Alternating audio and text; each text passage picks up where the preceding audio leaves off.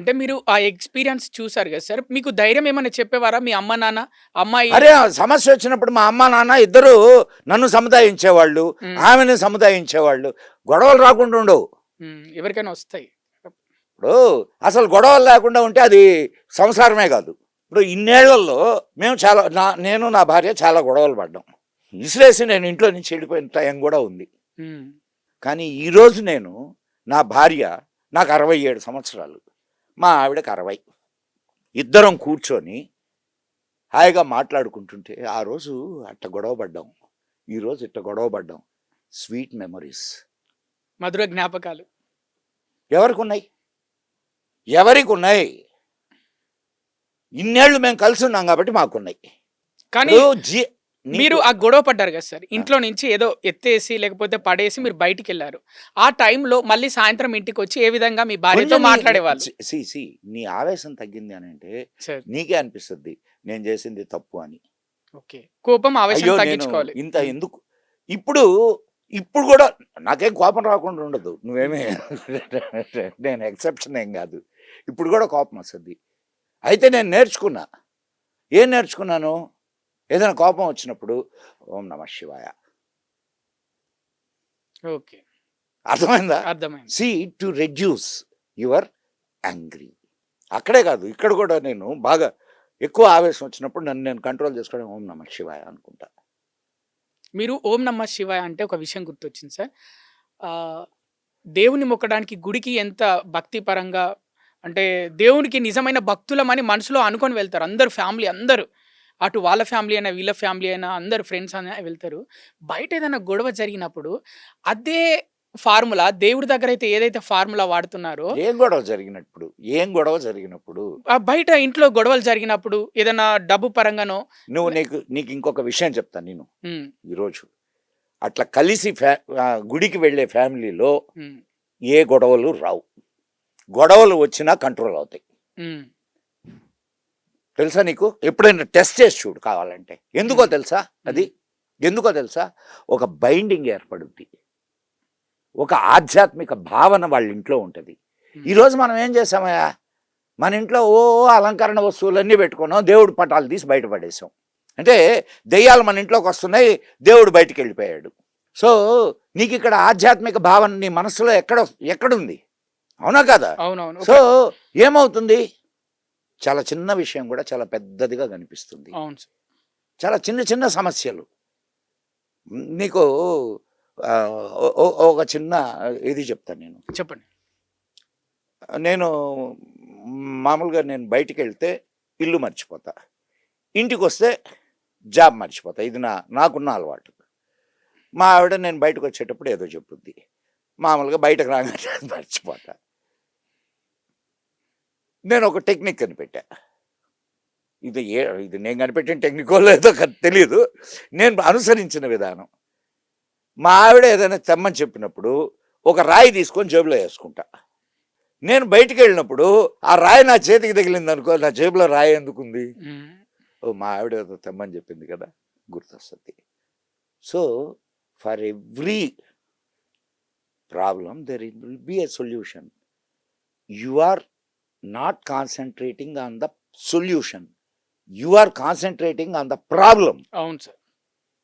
So problem మీద నువ్వు ఎప్పుడైతే దృష్టి పెడతావో ఆ ప్రాబ్లం చాలా పెద్దదిగా కనిపిస్తుంది. నువ్వు అదే దృష్టిని చూడు, హ్యూమన్ బ్రెయిన్ ఎంత అద్భుతమైందంటే సార్, ఒక ప్రాబ్లంని నీ బ్రెయిన్కి, నీ పెళ్ళి, మళ్ళా నీ దగ్గరికే వస్తా, నీ పెళ్ళి అనేది ఒక ప్రాబ్లం అనుకుందాం.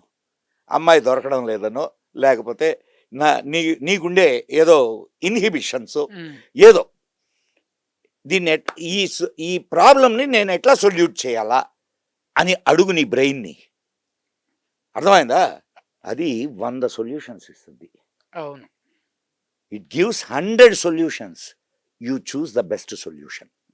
So you are not using your brain. వేరే వాళ్ళ బ్రెయిన్ మీద ఆధారపడుతున్నాం మనకి ఏదన్నా సమస్య వచ్చినప్పుడు. ఎస్, ఆధారపడచ్చు, తప్పలేదు. కానీ ఆ వేరే వాళ్ళు ఎవరు? నీ స్నేహితులు కాకూడదు, నీ మంచి కోరేవాళ్ళు ఉండాలా. నీ గురువులు ఉండాలా, ఉమ్, నీ తల్లిదండ్రులు ఉండాలా. అర్థమైందా?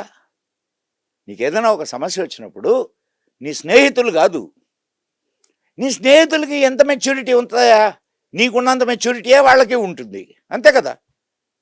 అదే నీ తల్లిదండ్రులు, నీ గురువులు, లేదు ఒక లెర్నడ్ పర్సన్ వెళ్ళి ఇదిగోండి ఇది నా సమస్య, నేనేం చేయాలా, అప్పుడు సొల్యూషన్ దొరుకుతుంది. కానీ నువ్వు ఎవడంటే వాడిని ఆ, హాయిగా స్నేహితులతో నీ కాలక్షేపం చేయి, కానీ సమస్యలు మాత్రం నీ స్నేహితుల ముందు పెట్టకు. Okay sir. అండ్ ఈ మధ్య రిజల్ట్స్ వస్తున్నాయి, 10th ఇంటర్ రిజల్ట్స్ వస్తున్నాయి.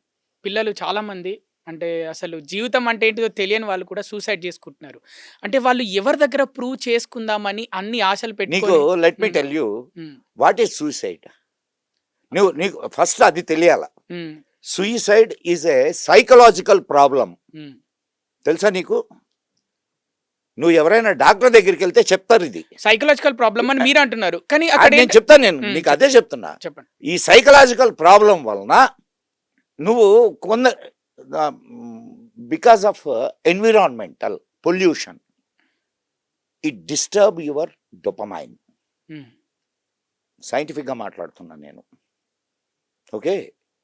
అండ్ నీకు 10వ తరగతి వాడైతే వాడి మీద పొల్యూషన్ ఉండదా? ఉంటది. అండ్ నీకు ఇంకొక సంగతి చెప్తా నేను, ఎంతమంది రైతులు ఆత్మహత్యలు చేసుకుంటున్నారు? చాలా మంది అందరూ ఏం చెప్తారు?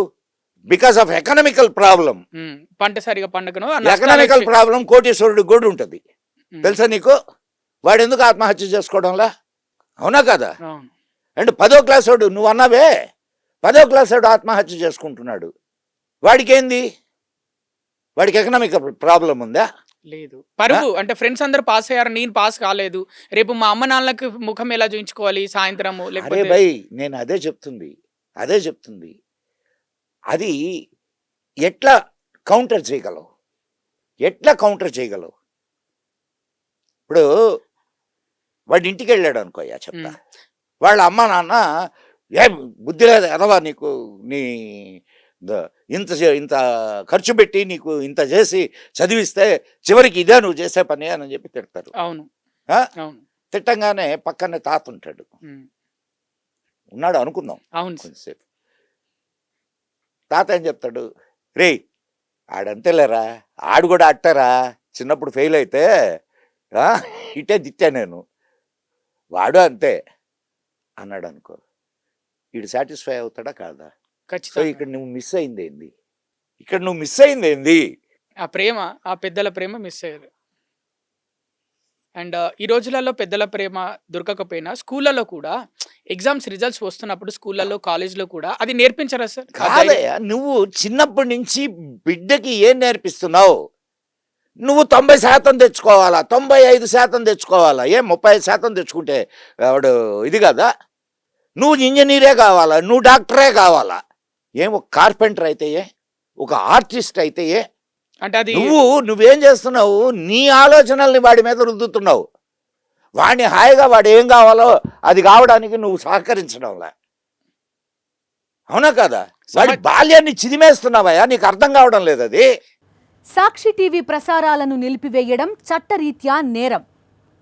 సాక్షి టీవీ ప్రసారాల కోసం మీ స్థానిక కేబుల్ ఆపరేటర్ని వెంటనే సంప్రదించండి. DTHలో ఇంటర్నెట్లో కూడా సాక్షి టీవీ ప్రసారాలను వీక్షించవచ్చు.